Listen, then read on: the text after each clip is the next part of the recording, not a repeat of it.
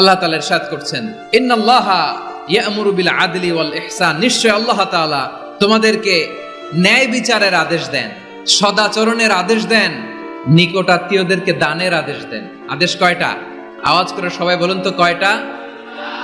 নিশ্চয় আল্লাহ তাআলা তোমাদেরকে ন্যায় বিচারের আদেশ দেন, সদাচরণের আদেশ দেন, তিনি তোমাদের নিকটাত্মীয়দেরকে দানের আদেশ দেন, আর তিনি তোমাদেরকে অশ্লীলতা থেকে নিষেধ করেন, মন্দ কাজ থেকে নিষেধ করেন, অবাধ্যতা সীমা লঙ্ঘন থেকে নিষেধ করেন।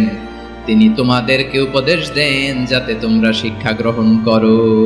সুবহানাল্লাহ। উপদেশ দিচ্ছে স্বয়ংকে। তিনটা জিনিসের আদেশ। ইয়া'মুরু বিল আদল, সুবিচার ন্যায় বিচারের আদেশ তিনি দেন। ইহসানের আদেশ দেন, যাতে আমরা ইহসান করি, একে অপরের প্রতি সুবিচার করি, মহানুভবতা দেখাই, অনুগ্রহ দেখাই, আর নিকট আত্মীয়দেরকে যেন আমরা দান করি।